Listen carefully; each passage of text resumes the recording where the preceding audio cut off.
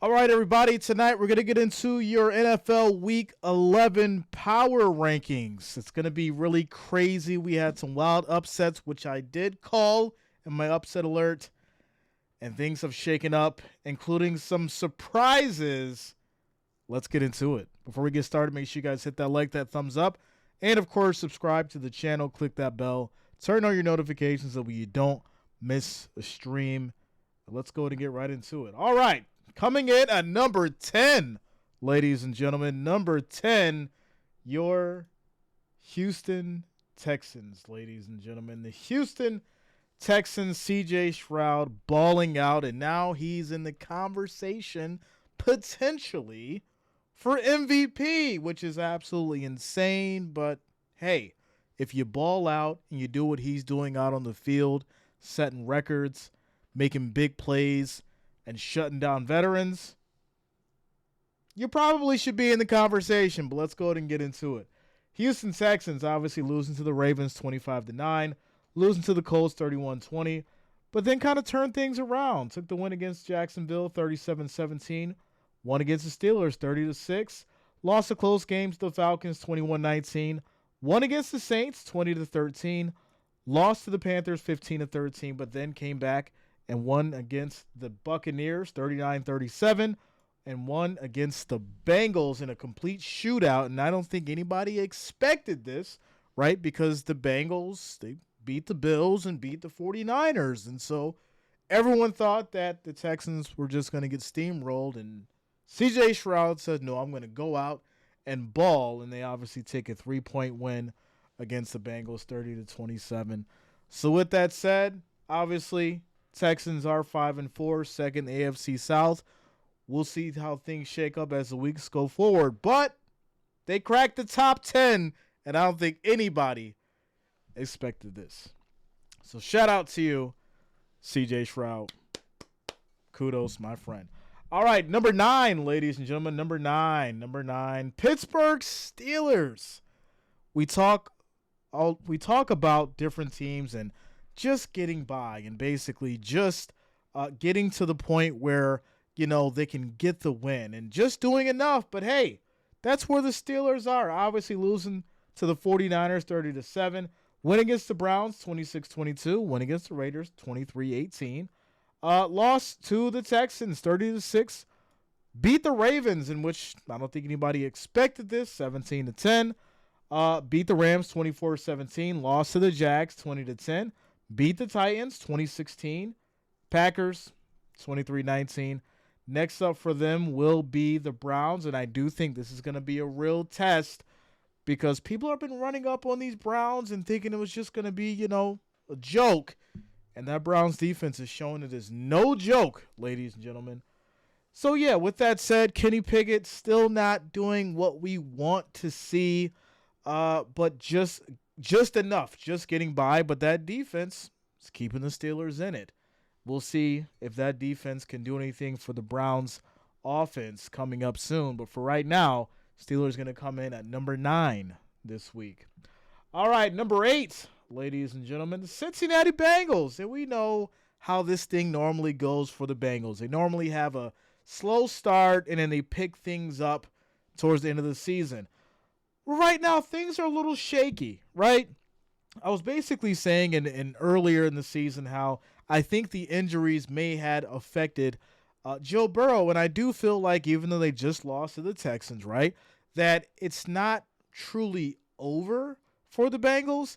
I think they do have to basically just reset a little bit as far as with the defense because they allow way too many points.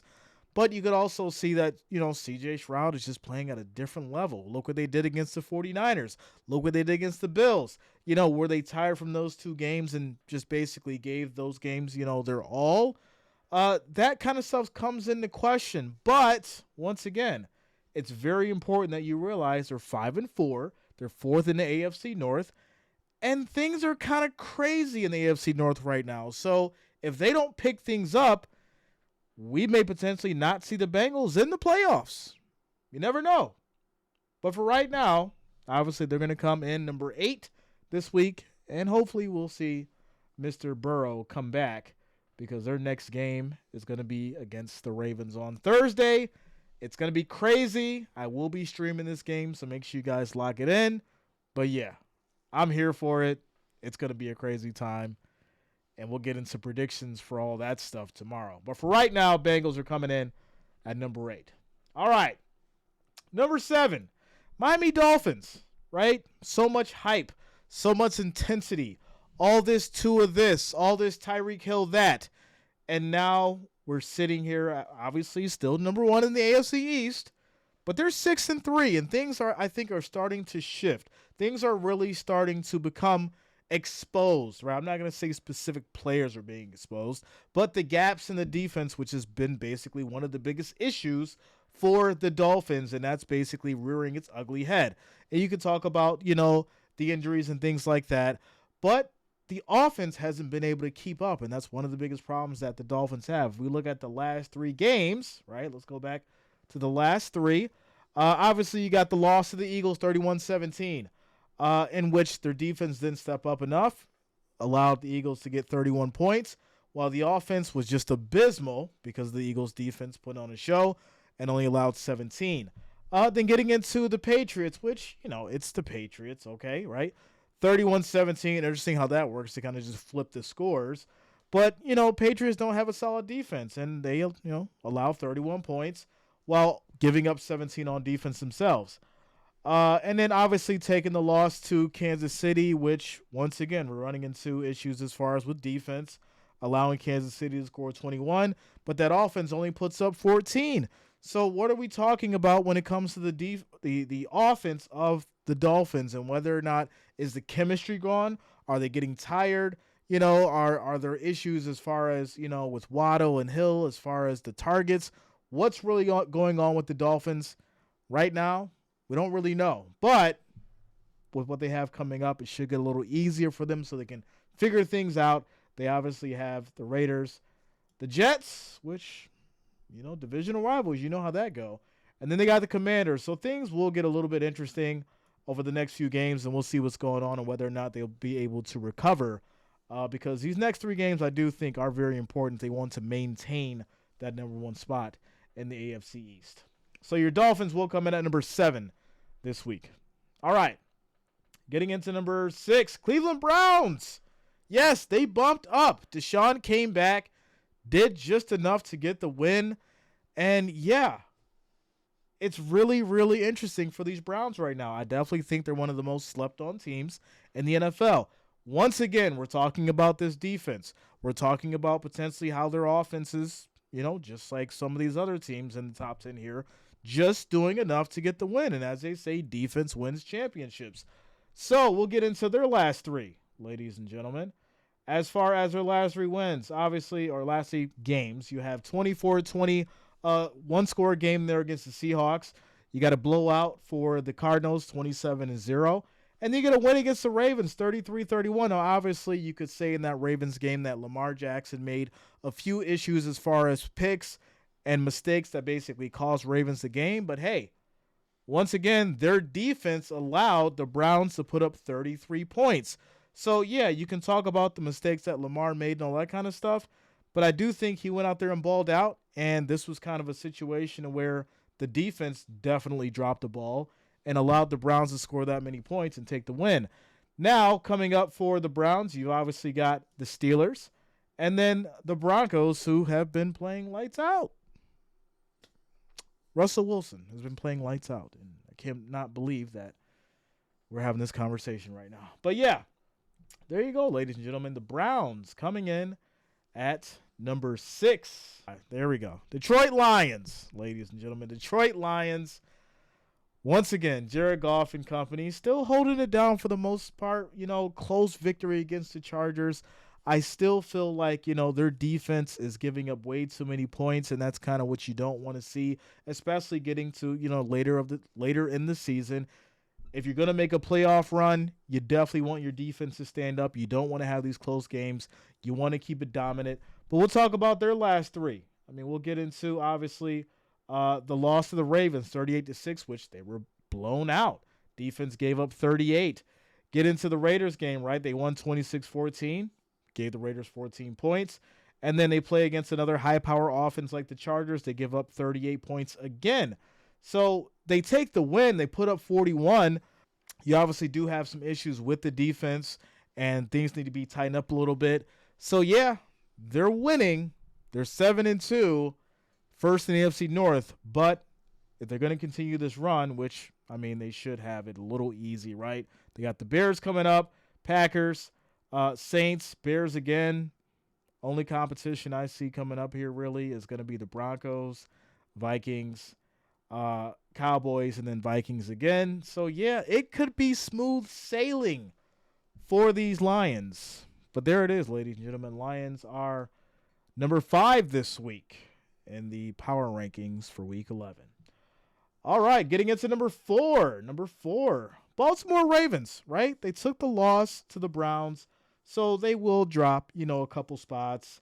And it's really unfortunate because, yes, it is a divisional rival, but we expect more out of Lamar making those kind of mistakes in a big game like that. These are statement games. These are momentum games. And, yes, you're still number 1 in the AFC North, but this loss speaks volumes because it puts everyone on notice as far as with the Browns and their defense and what they can do on offense. But getting into the last 3 for the Ravens, obviously they took the win against the Cardinals 31-24, beat down the Seahawks 37-3, and then took the loss to the Browns 33-31 in the 2-point game. Now, next up for them is going to be the Bengals, which, like I said, I'm excited for this one. I think it's going to be a great game, heavily offensive. And then the Chargers and the Rams. So, things could get a little interesting for their next 2. But we'll see how those play out because after that, they've got the Jaguars, they got the 49ers, the Dolphins, and then the Steelers. So we'll see how this goes for the Ravens. And, yeah, they're coming in at number 4 this week. All right, so coming at number 3, San Francisco 49ers. Listen, Brock Purdy, all the talking, went through the scrutiny, went from being, the favorite potentially for an MVP next up with Christian McCaffrey, and then they go on a little losing streak, and now he's hated. He's the redhead stepchild, and then he comes back with a vengeance against the Jaguars. Now, getting into, obviously,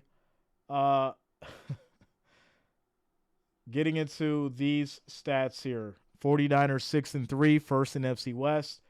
Getting into their last 3 games, obviously, you got, the loss to the Vikings, 22-17. Shout out to Josh Dobbs. Loss to the Bengals, 31-17. Coming back with a vengeance against Trevor Lawrence and making him look like he was basically overrated. They weren't ready. And I get there's issues over there as far as with the Jags and, the play calling and, some defensive injuries. But I expect more out of Trevor Lawrence as far as with, his talent and what he can do on the field as far as moving that ball. And they were held down to 3 points. 49ers take it 34-3. Next up for them is going to be the Buccaneers and the Seahawks and then the Eagles. So things get a little interesting for the 49ers. But once again, it looks like Brock Purdy and these 49ers may be back on track. We'll see in the next couple weeks. But right now, they're back in the top 3 for Week 11. All right, coming in at number 2, ladies and gentlemen, number 2, your Kansas City Chiefs. Yes, Patrick Mahomes and company. I just read an article in regards to him. We're in the same underwear for every game that he's played. And then sometimes he doesn't wash them if he goes on a winning streak. It's kind of weird, but hey, they come in at number 2 this week because they're winning. All underwear jokes aside. Their last 3 games, you're obviously going to have the win against the Chargers. Lost to the Broncos 24-9, in which the Broncos are doing some weird, interesting things right now. But then they took care of business against the Dolphins 21-14. Next up for them is going to be the Eagles. It's going to get interesting on Monday night. I will be streaming this game, so make sure you lock it in. I'm excited for it. I think it's definitely going to be crazy. But yeah, Chiefs will come in at number 2 this week. They are 7-2, first in the AFC West. And obviously, I don't have to tell you guys who's number one. You already know it's going to be the Eagles. They've been holding it down ever since they took the spot from the 49ers. Now, yes, you guys know I've got this vendetta thing going on with the Eagles, but I do give credit when credit is due. They're 8-1, first in NFC East, and I don't really see, them not going far in the playoffs, to be honest. I definitely think, Jalen Hurts, he's balling out. The offense is working wonders. A.J. Brown has been phenomenal. The defense, to me, like I said, and that's why I get into this conversation as far as just skating by, the defense, to me, has been allowing way too many points. And I'll break it down for you guys, right? They had the win against the Patriots, 25-20. They had the win against the Vikings, 34-28.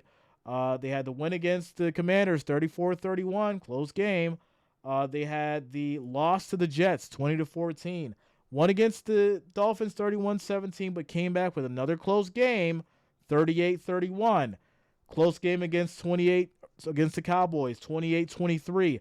Next up for them is going to be KC. And the Chiefs have this thing to where they just kick it in gear, right? As soon as the chips are on the table, they find a way to hold the opposing team down. Patrick Mahomes normally does his thing. It's going to be a great game. I'm not saying that they're going to completely stop Jalen Hurts, but there will be some times where you may see a couple sacks. You may see a pick or two because this defense is no joke. And Kansas City at home, it's a whole different ball game at Arrowhead. With that said, I'm looking forward to the game. I will be streaming it, so make sure you guys lock it in.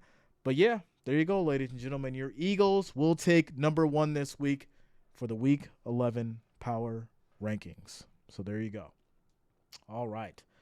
So there it is, ladies and gentlemen. And, speaking of Monday and next week is going to be Thanksgiving. Definitely want to give a big shout out to you guys. I know some of you may be traveling and things like that, as the days go on, as we get into the weekend and all that fun stuff. I do want to say this. Make sure that you guys are safe out there, making the necessary precautions for your traveling. Don't drink and drive. Have a good time. Enjoy your family and all that kind of stuff. I won't be streaming on Thanksgiving, but I will stream just to do a quick, happy Thanksgiving video, share what we're thankful for and all that kind of stuff. So it'll be great. And Friday, I will be back streaming at that point. But I'll give you guys content throughout the week. You already know. You'll hear from me. But I'll just let you guys know without a doubt. With that said, make sure you guys hit that like, that thumbs up, and, of course, subscribe to the channel. Click that bell. Turn on your notifications so you don't miss a stream. It's your boy Jay. See you guys on the next one. Peace out.